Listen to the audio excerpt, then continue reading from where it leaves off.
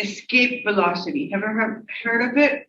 That's how fast you get like outside full versus gravity. That's what it is. Would you like to know how you calculate it? No. Yeah. You do delta E equals 0. And this implies I can write E final minus E initial equals 0. Yeah.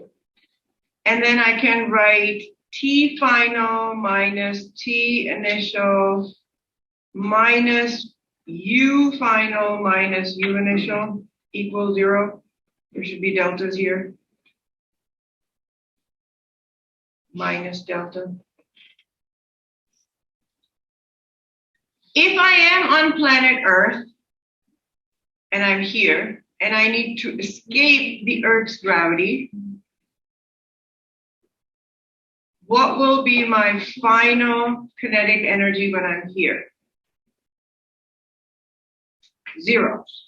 What will be my potential energy when I'm here? So this is me at R infinity.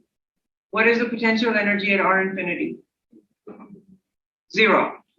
Okay. What is my kinetic energy here on the surface? So T initial will be 1/2 mv escape squared. And potential energy initial will be GMM over R.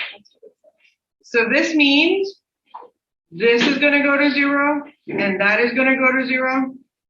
And I can replace these values here, so I can get a minus mv escape squared equals GMM, this is the mass of the Earth, divided by the radius of the Earth. So that means I can get rid of my m's, the little m's. What will I get? V escape equals 2GME over RE square root. Now, if you don't want to remember all of these different terminologies, you can also do this. We know that FG equals F big G, right? Newton's second law. That means mg equals gmm over re squared. That means I can get rid of these m's.